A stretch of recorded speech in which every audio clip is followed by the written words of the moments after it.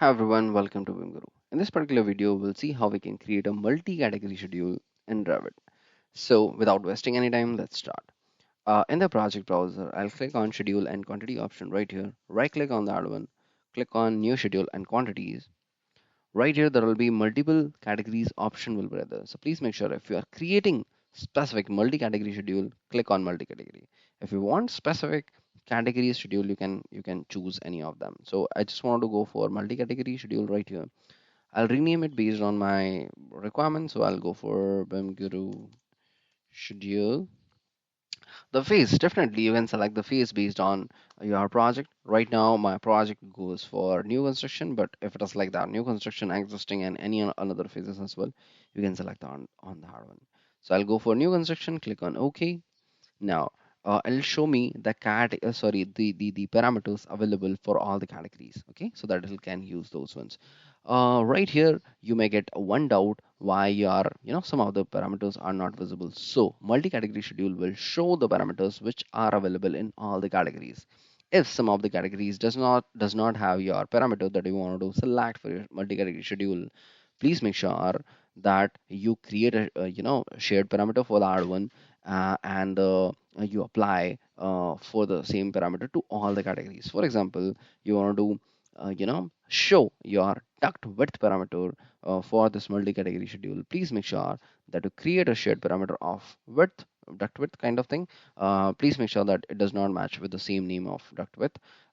Whether it is matching or not matching, it does not matter. But why I'm saying this one, otherwise you'll get confused when you are selecting from the parameters. So please make sure that you are creating a new name like width or like that, so that it will be available for all the categories. Now apply the same parameter for all the categories, then it will be shown right here.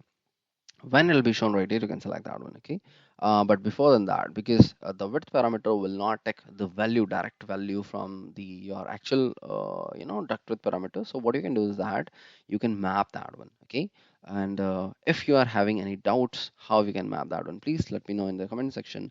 I'll create a separate video because that will be a little bit longer topic. So how we can map the parameters, I'll discuss if you need the separate video on that one. So let's come on this particular video right now. I'll go for some of the parameters that I need for this multi-category schedule. One I need is family and type. Secondly, I'll be needing the categories, and let me go with comment as well. Okay, click on OK.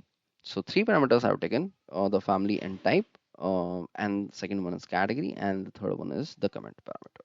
The comment parameter will be empty right now because I did not fill any value as of now.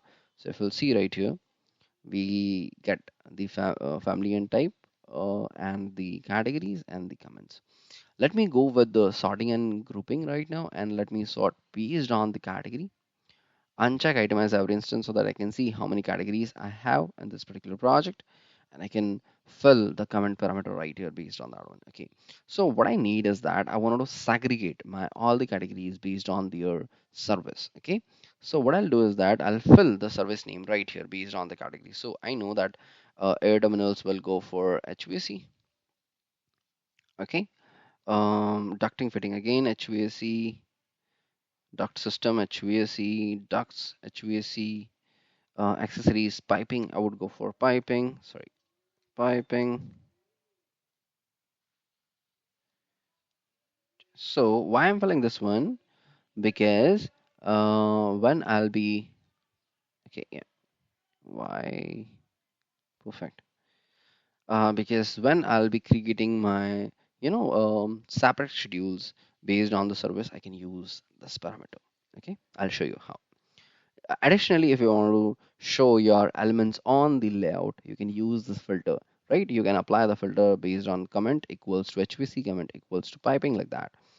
So that is why I just created the schedule. Additionally, if you want to create extract the quantity based on your service, you can use this particular schedule right there as well. And you are going for each and every category right now, so it'll be very helpful if you want any kind of separation or differentiation in terms of your elements based on the service. So let me fill this one and the last one as well. Perfect. So I already filled based on this one. Now, for example, I just wanted to see the schedule of, mm, let me go and filter based on the comments.